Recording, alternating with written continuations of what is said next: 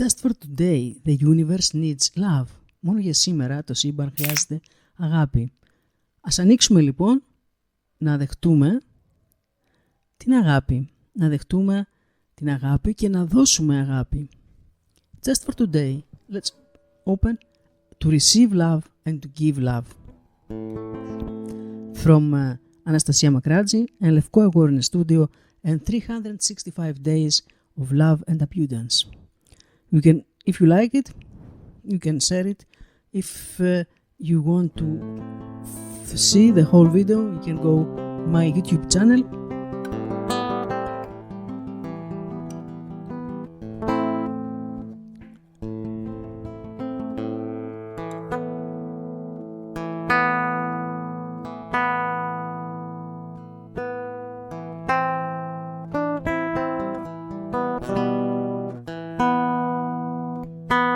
Αγάπη. Love. Love is always here. Μόνο για σήμερα λοιπόν. Ας ξεσκονίσουμε την αγάπη από εκεί που την έχουμε καταχωνιασμένη. Ας ξεσκονίσουμε την αγάπη.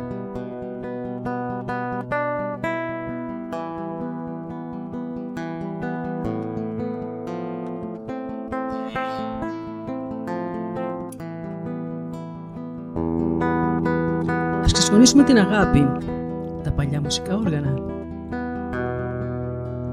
Ας ξεσκονίσουμε την αγάπη,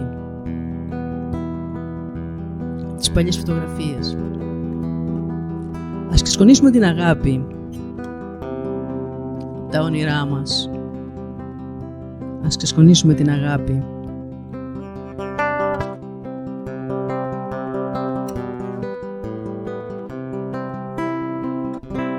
Από όπου και αν βρίσκεται, από τις ψυχές μας, από τις καρδιές μας, από κάθε μικρό κύτταρο του σώματός μας, ας ξεσκονίσουμε την αγάπη. Ας τραγουδήσουμε ένα τραγούδι που μας θυμίζει την αγάπη. Ας παίξουμε λίγη μουσική, ας βάλουμε το ραδιόφωνο να ακούσουμε λίγη μουσική. Ας ανοίξουμε τα κινητά μας να ακούσουμε λίγη μουσική. Μόνο για σήμερα, αυτό που χρειάζεται το σύμπαν είναι αγάπη.